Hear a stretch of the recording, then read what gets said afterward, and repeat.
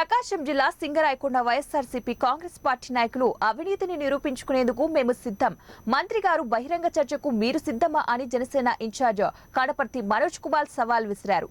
సింగరాయకొండ మండల అధ్యక్షుడు అయిన బత్తిన రాజేష్ మాట్లాడుతూ సర్పంచ్ తాటిపర్తి వనజ అవినీతిని నిరూపించడానికి జనసేన పార్టీ సిద్ధంగా ఉందన్నారు. పంచాయతీ నిధులు కోట్ల రూపాయలు దుర్వినియోగం చేశారు, ఆధారాలతో నిరూపించేందుకు సిద్ధంగా ఉన్నాము అన్నారు.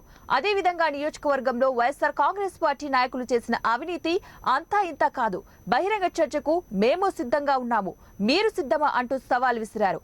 ఈ కార్యక్రమంలో నియోజకవర్గ ఇన్ఛార్జ్ మనోజ్ కుమార్, 6 మండలాల అధ్యక్షులు నాయకులు కూడా పాల్గొన్నారు. ఈ క్రమంలో ఎంపీడీఓ స్పెషల్ అధికారిగా పరిపాలన కొనసాగించడంలో గ్రామ పంచాయతీ సొమ్ము సుమారుగా ₹1 కోటి పైన అవినీతి జరిగింది. వాటిని కూడా సాక్ష్యాధారాలతో జిల్లా కలెక్టర్ గారికి ఇవ్వడం జరిగింది.